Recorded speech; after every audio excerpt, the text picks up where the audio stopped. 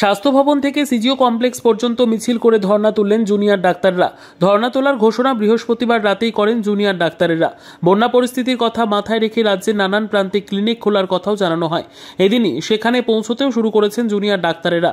তবে তাদের সব দাবি না মিটলে ফের তারা অবস্থানে ফিরবেন বলে হুঁশিয়ারি দিয়ে রেখেছেন।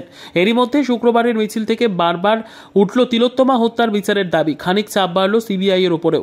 জুনিয়র চিকিৎসকদের সঙ্গে এদিন মিছিলে পা মেলাতে দেখা যায় অন্য পেশার বহু মানুষকে। একই সঙ্গে তোলেন উই ওয়ান্ট জাস্টিস স্লোগান। অন্যদিকে বিশাল মশাল মিছিলে ডাক দেওয়া হয়েছে নাগরিক মঞ্চের তরফেও। হাইল্যান্ড পার্ক থেকে শ্যামবাজার পর্যন্ত চলছে মশাল মিছিল। মিছিলে যোগ দিয়েছেন অনেক বিশিষ্ট চিকিৎসক, পথে নেমেছেন অনেক শিল্পী। যে শুনানি, প্রথমত ওনারা সেটাকে সম্মান জানিয়ে এই সিদ্ধান্ত নিয়েছেন এবং ওনাদেরকে কথা দেওয়া হয়েছে প্রশাসনের তরফ থেকে যে ওনাদের নিরাপত্তার জন্য এবং জাস্টিসের জন্য যে দাবি সেইগুলি সবই পূরণ করা হবে। নিরাপত্তার দাবিটা তো একটা বেসিক দাবির মধ্যে পড়ে আর কি। সেটা কিরম নিরাপত্তা চাই সেটার একটা 1, 2, 3, 4, 5 ওদের রয়েছে। সেটা থাকার কারণ যুক্তিসঙ্গত, কারণ এমনই একটা ভয়ঙ্কর খুন হয়েছে আর কি, খুন এবং রেপ, যে ওনাদের নিরাপত্তার কিছু 1, 2, 3, 4 তো থাকবেই, স্বাভাবিক।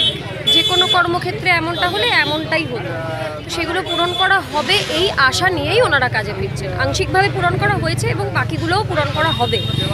আমি যেটা বুঝতে পারছি ওদের সঙ্গে থেকে এতদিন এবং আজকেও, যে এরা সত্যি খুবই আশাবাদী যে এদের নিরাপত্তাও এনারা পাবেন, জাস্টিসও পাবেন।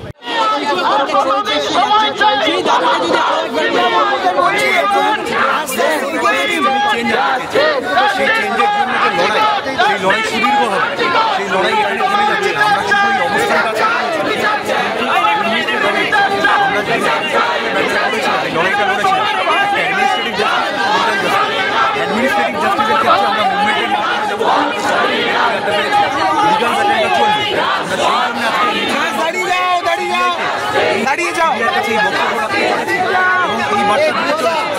আমাদের কিন্তু লড়াই চলে যাচ্ছে খুঁজে বের করতে হবে, যথাযোগ্য শাস্তি দিতে হবে এবং তার জন্য সিবিআইকে যা যা পদক্ষেপ করার আমরা বারবার তাদের কাছে যাবো।